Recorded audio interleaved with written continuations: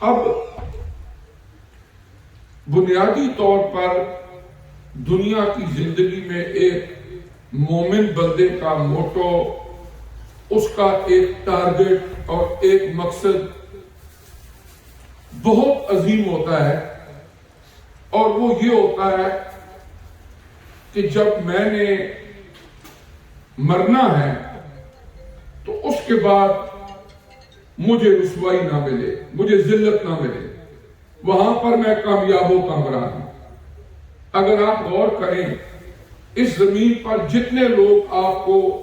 راتوں کو اٹھ کے تہجد پڑھنے والے، ذکر اذکار کرنے والے، غریبوں کی مدد کرنے والے، اللہ کے حکم کی تعمیل میں اپنے عزیز و اقارب کے ساتھ مدد کرنے والے، ماں باپ کا احترام کرنے والے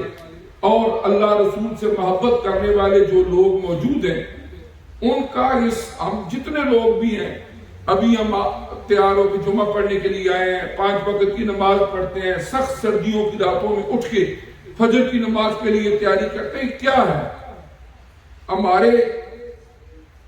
ذہن کے پردے کے پیچھے ایک سکرین پہ یہی لکھا ہوتا ہے کہ مجھے اپنی آخرت سنوارنی ہے۔ ادروائز جن لوگوں کا یہ نظریہ، یہ سوچ، یہ فکر نہیں ہوتی، ان کے رویے بھی ایسے نہیں ہوتے، ان کا کردار بھی ایسا نہیں ہوتا۔ اور یہ اللہ کا فضل ہوتا ہے، کرم ہوتا ہے دنیا کے اندر کہ کچھ لوگوں کے دل و دماغ میں اللہ پاک یہ بات ڈال دے کہ تم نے مرنے کے بعد جب جواب دہ ہونا ہے تو اس کامیابی کے لیے جہاں پر کہ ریزلٹ اناؤنس ہوگا، اس دنیا کے ٹیسٹ میں پوری تیاری کر کے کوشش کرنی ہے کہ وہاں پر کامیاب و کامران۔ اب اس کامیابی کا معیار کیا ہے؟ اس کامیابی کا معیار یہ ہے کہ جس اتھارٹی نے وہ پیپر کمپائل کیا ہے، جس اتھارٹی نے ٹیسٹ کے ان سوال اور جواب تیار کیے ہیں، اس کے مطابق تیاری کر کے ہم نے جب ٹیسٹ دینا ہے تو وہاں پر پھر مارکنگ بھی ہمارے حق میں ہو۔ مثلا اللہ تعالیٰ نے عبادات کا ایک ہمیں نظام دیا، اخلاقیات کا نظام دیا، معاملات کا نظام دیا۔ اب وہاں پر ایک طرف تھیوری دے دی، قرآن کی آیات میں تھیوری ہے، ساتھ نبی کریم علیہ السلام کی 23 سالہ نبوی زندگی اس کا پریکٹیکل ہے۔ ہمارے پاس تھیوری بھی موجود ہے، ہمارے پاس پریکٹیکل بھی موجود ہے۔ اب قیامت تک آنے والا کوئی بھی عالم ہو، شیخ ہو، عام مسلمان ہو، وہ دین کا ٹھیکیدار نہیں بن سکتا کہ جو چاہے کرے، دین کا چوکیدار بن سکتا ہے کہ جو حدیں اللہ اور اس کے رسول نے مقرر کر دی ہیں ان حدوں کی حفاظت کرے۔ کہ اللہ تعالیٰ نے جو حدیں ہمارے لیے مقرر کر لی ہیں کہ یہ ہے تمہاری لیمیٹیشن، اس طرح تم نے زندگی گزارنی ہے، اس حد سے باہر نہیں جانا۔ وہ حلال حرام کی تمیز ہو، اچھائی برائی کی تمیز ہو، یا دیگر معاملات ہو۔ اور سکون اطمینان بھی اسی میں ہی رکھا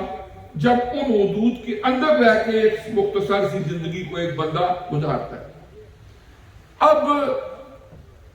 کچھ چیزیں وہ ہیں کہ جو معاشرے میں اکثر و بیشتر فساد کا سبب بنتی ہے، وہ معاشرہ مسلمانوں کا ہو، غیر مسلموں کا ہو، کوئی بھی معاشرہ ہو، کچھ بیسک چیزیں وہ ہیں کہ جو فساد کا سبب بنتی ہیں۔ اللہ تعالیٰ نے سورہ الحجرات میں ان میں سے کچھ ایسے پوائنٹس ہیں، ان سے ہمیں آگاہ کر دیا کہ اے اہل ایمان، تم ان سے بچ کے رہنا، محتاط زندگی گزارنا۔ اگر تم ان چیزوں میں الجھے، ایک تو دنیا کے اندر بھی بربادی ہوگی، تمہارے معاشرے توڑ پھوڑ کا شکار ہوگی، لوگوں کے لیے تم جنگ آسائی کا سبب بنو گے، تمہیں تم نے اپنے آپ کو، قرآن کے الفاظ میں آگے ترجمہ کر کے بتاتا ہوں کہ تمہیں جب ایک ٹائٹل مل گیا کہ یو آر مسلم، آپ مومن ہیں، اس کے بعد ایک بندہ آپ کی طرف انگلی اٹھائے اور کہے کہ یہ فاسق ہے، یہ اس طرح کے برے گناہ میں مبتلا ہے، فرمایا یہ بہت بری بات ہے۔ ایک طرف تمہارا ٹائٹل کہ یو آر مسلم، اور دوسری طرف لوگ تمہاری طرف انگلیاں اٹھا کے کہیں یہ تو مسلمان ایسے برے عیب میں مبتلا ہے، یہ تو ایسے برے عیب میں مبتلا ہے۔ یہ تمہاری ذات سے زیادہ اس دین اسلام کے ماتھے کے اوپر سیاہ داغ ہے، لہذا تمہیں اس دین کا ایمبیسڈر ہونے کے ناطے اپنی زندگی کو احتیاط سے گزارنا ہے اور ہر قدم کو پھونک پھونک کے رکھنا ہے۔ اب ہم آتے ہیں قرآن پاک کی ان آیات کی طرف۔ اللہ پاک نے ارشاد فرمایا یا ایھا الذین آمنوا ان جاءکم فاسق بنبأ، کہ اے ایمان والو اگر تمہارے پاس کوئی فاسق ایک نیوز لے کر، ایک خبر لے کر آ جائے، فرمایا فتبینوا، تو یہ نہیں کہ کوئی بھی بات سنی تو فوراً طیش میں آ گئے اور اس پر ری ایکشن شروع کر دیا، فرمایا پہلے اس کی تحقیق کیا کرو۔ کیوں؟ ان تصیبوا قوما بجہالۃ، کہیں ایسا نہ ہو کہ کسی قوم کو اپنی نادانی کی وجہ سے تم نقصان پہنچا بیٹھو، پھر بعد میں کیا ہو فَتُصْبِحُوا عَلَىٰ مَا فَعَلْتُمْ نَادِمِينَ، اور پھر تمہیں اپنے کیے پر بعد میں پشیمان ہونا پڑے۔ ایک آدمی ہے،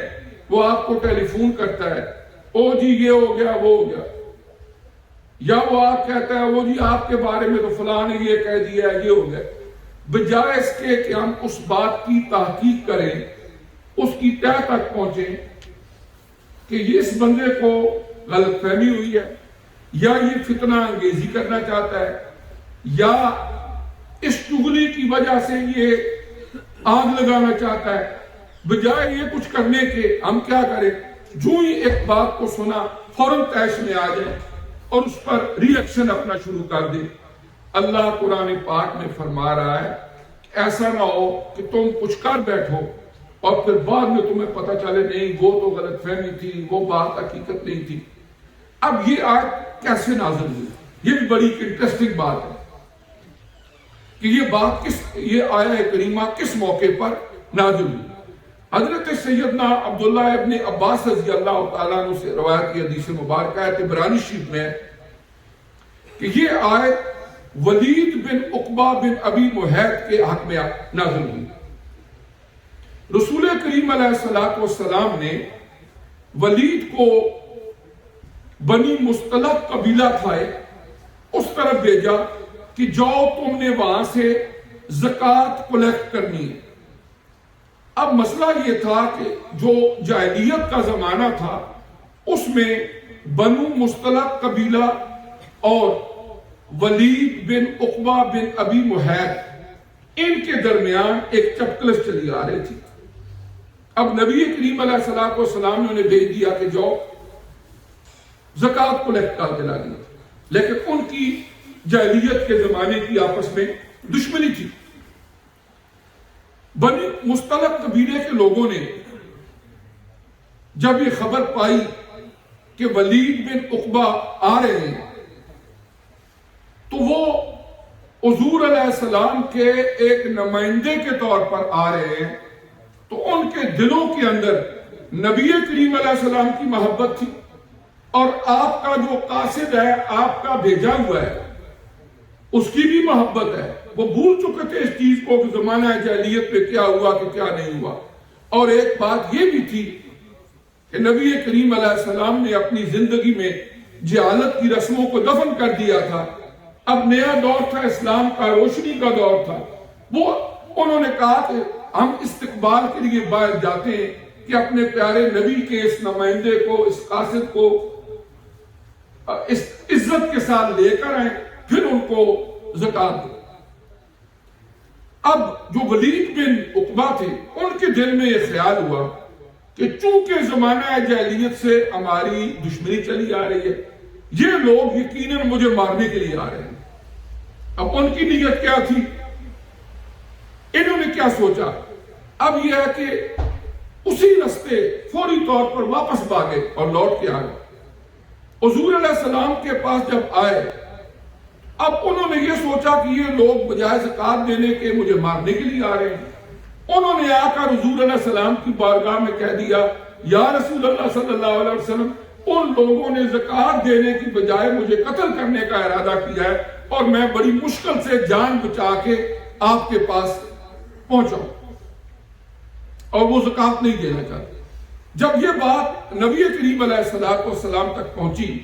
تو ظاہر ہے obviously صحابہ کرام کو بھی اس بات پر محسوس ہوا، غصہ آیا کہ یہ اچھی بات نہیں ہے۔ جب وہ ایمان لا چکے ہیں تو اب نبی کریم علیہ السلام کے قاصد کے ساتھ یہ ایٹیٹیوڈ رکھنا اور اس کو قتل کرنے کا ارادہ رکھنا یہ اچھا نہیں ہے۔ اب انہوں نے سوچا کہ بنو مصطلق قبیلے کے ساتھ کیا رویہ رکھا جائے، اس بارے میں مشاورت شروع ہوگی، کیونکہ انہوں نے زکات دینے سے انکار کر دیا ہے۔ نبی کریم علیہ السلام کی خدمت میں حاضر ہوئے صحابہ کرام اور عرض کی، یا رسول اللہ صلی اللہ علیہ وسلم، آپ اس بارے میں کوئی غور و فکر کریں، سوچیں۔ اب جس وقت بنو مصطلق قبیلے کو پتا چلا کہ مدینہ طیبہ میں اس طرح ایک مس انڈرسٹینڈنگ پھیل گئی ہے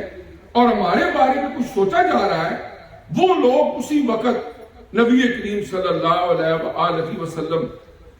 کی بارگاہ میں حاضر ہوئے اور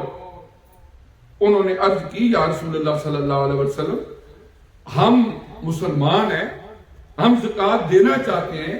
اللہ نے ہمارے دلوں میں آپ کی محبت ڈالی ہے، اور اسی نسبت سے آپ کسی بندے کو بھی نامینیٹ کر دیں، ہمارے لیے سعادت ہے کہ آپ کا بھیجا ہوا بندہ ہمارے پاس آئے۔ ہم نے تو خوشی کے ساتھ ان کے گلے میں ہاتھ ڈالنے تھے، ان کو خوش کرنا تھا، ان کو استقبال کرنا تھا، پھر ان کو زکات دینی تھی، لیکن وہ تو پہلے ہی واپس آ گئے۔ اب نبی کریم صلی اللہ علیہ وسلم نے جب ان کی بات سنی، اس موقع کے اوپر اللہ تعالیٰ نے کیا فرمایا؟ ارشاد سورہ الحجرات کی یہ آیت کہ ایک بندہ اس نے آ کے تمہیں خبر تو دے دی ہے، اگر فرض کیا اس کی تحقیق نہ ہوتی، اب اس ایک بندے کی خبر پر اگر بنو مصطلق قبیلے کے خلاف کوئی کارروائی کر دی جاتی اور بعد میں پتا چلتا کہ یہ تو ایک مس انڈرسٹینڈنگ تھی، اس میں نقصان ہو جانا تھا۔ اب یہ واقعہ تو ایک ہے، اس پر اللہ نے قیامت تک آنے والے اہل ایمان کے لیے ایک سبق رکھ دیا ہے۔ ہماری فیملیز ہیں، بزنس کے بنیاد پر ریلیشن شپ ہیں، کمیونٹی کے اندر کئی ایک ایسے واقعات ہوتے ہیں، ہمیں یہ سبق اپنے ذہنوں کے اندر پختہ کر لینا چاہیے کہ ایسے واقعات ہر روز ہوتے ہیں۔ کوئی بندہ بھی کوئی خبر آپ کو دیتا ہے، پہلے نمبر پر اس کی تہہ تک پہنچو، جب آپ کو 100% کنفرم ہو جائے کہ یہ خبر درست ہے تو پھر جو اس کے لیے پاسبل کوئی ایکشن ری ایکشن ہے اس کے سدے بات کے لیے وہ کرو، لیکن اسی طرح جلد بازی میں ایسا کرنے سے اللہ پاک نے فرمایا کہ ان تصیبوا قوما بجہالۃ، کہیں ایسا نہ ہو کہ کسی ناسمجھی میں، غلط فہمی میں تم کچھ کر بیٹھو، فتصبحوا علی ما فعلتم نادمین، اور پھر فرمایا جو کچھ تم کر بیٹھو بعد میں پھر تمہیں پشیمانی ہو، ندامت ہو۔ وقت پر کافی ہے قطرہ آب خوش ہنگام کا، جل گیا جب کھیت می برسا تو پھر کس کام کا۔ وقت پر اگر کوئی سٹیپ اٹھا لیا جائے اس کے فائدے ہوتے ہیں، اگر اس کا ری ایکشن کر دیا اب اس کے بعد اگر قدم اٹھایا اس کا کوئی فائدہ نہیں ہوگا، بعض اوقات بہت سارا کچھ ضائع ہو جاتا ہے۔ پھر اس کے بعد اسی ضمن میں اللہ تعالیٰ نے فرمایا وَاعْلَمُوا أَنَّ فِيكُمْ رَسُولَ اللَّهِ، اے ایمان والو تم جان لو کہ تمہارے درمیان آقا نامدار صلی اللہ علیہ وآلہ وسلم کی ذات ستودہ صفات موجود ہے۔ لَوْ يُطِيعُكُمْ فِي كَثِيرٍ مِّنَ الْأَمْرِ لَعَنِتُّمْ، فرمایا تمہارا کام ہے کہ حضور علیہ السلام کے ہر قول و فعل کی اطاعت کرنا۔ اگر کسی کے دل و دماغ میں یہ آ جائے کہ جو میں اپنے ذہن میں دین کا ایک سانچہ گھڑ لوں، پھر بعد میں اس کو نبی کریم علیہ السلام کا نام لے کر ماڈل بنا لوں، یہ بھی سنت کے مطابق ہے، فرمایا اگر ایسے کام کرنے شروع کر دو گے تمہارے لیے بڑی مشکلات پیدا ہو جائیں گی۔ سمپل وے آف لیونگ یہی ہے کہ جو نبی کریم علیہ السلام نے فرمایا، جو طریقہ کار تمہیں بتایا، تم اس کو فالو کر لو۔ پھر فرمایا وَلَٰكِنَّ اللَّهَ حَبَّبَ إِلَيْكُمُ الْإِيمَانَ، اللہ تمہارے لیے پسند کرتا ہے کس کو؟ ایمان۔ اس نے محبوب بنا دیا ہے تمہارے لیے ایمان۔ فرمایا وَزَيَّنَهُ فِي قُلُوبِكُمْ، اللہ نے تمہارے دلوں میں اس ایمان کو آراستہ کر دیا ہے، خوبصورت بنا دیا ہے۔ وجود کے بہت سارے اعضاء ہیں، لیکن ان میں سے اکثر و بیشتر جب بات ایمان کی آتی ہے، نزول وحی کی آتی ہے، القاء اور الہام کی آتی ہے، تو قلب کا ذکر ہوتا ہے۔ اس کا معاملہ بھی بڑا عجیب ہے۔ وہ کسی نے کہا تھا مختصر یہ ہے کہ 2 حرفوں سے بن جاتا ہے دل، انتہا یہ ہے کہ اس میں 2 جہاں کا راز ہے۔ اللہ نے اس میں 2 جہاں کے راز رکھے، اور یہاں پر بھی یہ ارشاد فرمایا وَزَيَّنَهُ فِي قُلُوبِكُمْ، اللہ نے اس ایمان کو تمہارے دلوں کے اندر سجایا ہے۔ وَقَرَّهَ إِلَيْكُمُ الْكُفْرَ وَالْفُسُوقَ وَالْعِصْيَانَ، اور اللہ نے تمہارے لیے کفر کو، گناہ والی زندگی کو، بدکاری والی زندگی کو فرمایا اللہ نے ناپسند کیا ہے۔ اولئک هم الراشدون، جو لوگ حضور علیہ السلام کی اطاعت کرنے والے ہیں وہی لوگ ہیں جو ہدایت کے رستے پر ہیں۔ تو آج کی جو آیہ کریمہ ہے اس میں ایک چھوٹا سا جو واقعہ حدیث سے عرض کیا ہے، تمام مفسرین کرام نے اس آیت کے ضمن میں اس واقعے کو حدیث کے ریفرنس سے لکھا ہے۔ وہ یہی ہے کہ اگر زندگی میں کبھی بھی ایسے حالات پیدا ہوں تو سورہ الحجرات کی آیت نمبر 7 26واں پارہ یہ ہمیں ریمائنڈ ہو جائے اور ہمارے ذہن میں آ جائے کہ کہیں ایسا نہ ہو کوئی ایسا عمل کر بیٹھے کہ بعد میں اس پر پچھتاوا ہو، کوئی بھی خبر ہو اس کی پہلے تصدیق